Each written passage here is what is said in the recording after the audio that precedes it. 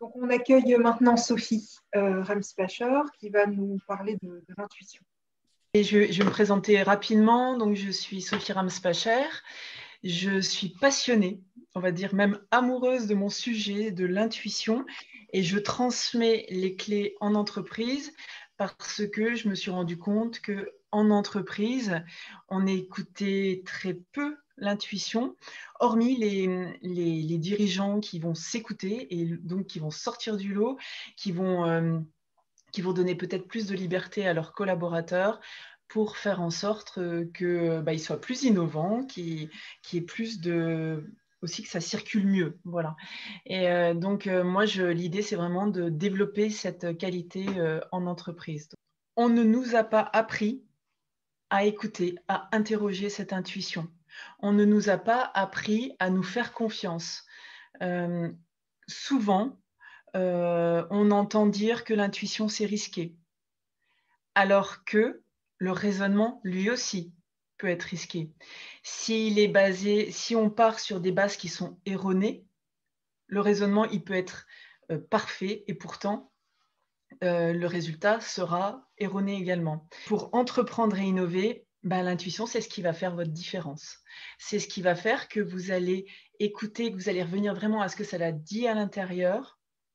C'est ce qui va faire que vous allez exprimer votre ADN pour les porteurs de projets, pour les dirigeants. Vous allez vraiment exprimer votre ADN dans votre activité et vous allez sortir du lot. On peut s'inspirer de modèles qui fonctionnent, mais ce n'est pas parce que vous copiez un modèle qui fonctionne que ça va fonctionner pour vous. Puisqu'il ne faut pas oublier que la personne qui aura fait le modèle original, c'est quand même la personne qu'on va copier et nous, on reste des copieurs. Donc, l'idée, c'est vraiment de revenir à qu'est-ce que cela dit en moi, qu'est-ce que j'ai envie d'exprimer. Et quand il y a quelque chose qui peut sortir un peu du cadre, parce que souvent, l'intuition, ça va nous amener à sortir de la zone de confort ou pas, là, c'est déjà plus compliqué pour nous, c'est-à-dire qu'il va falloir se faire confiance et dire à la peur de se mettre un petit peu sur le côté. Voilà. On peut s'aider du raisonnement également pour aller justifier une intuition, pour aller vérifier si l'intuition elle est juste, si on a le temps. Mais voilà, il y a tout un travail en fait de confiance. Qu'est-ce qui fait la différence entre quelqu'un qui réussit, que ce soit en tant que salarié pour remplir ses objectifs, ses challenges, ou en tant que dirigeant, qu'est-ce qui fait qu'il y a quelqu'un qui se différencie du reste?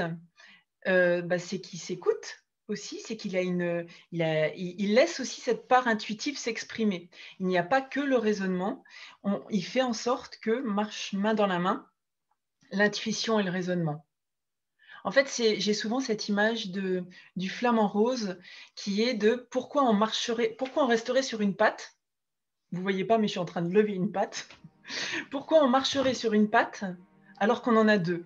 On a l'intuition et le raisonnement, on a ces deux aptitudes. Pourquoi on se prive de la deuxième?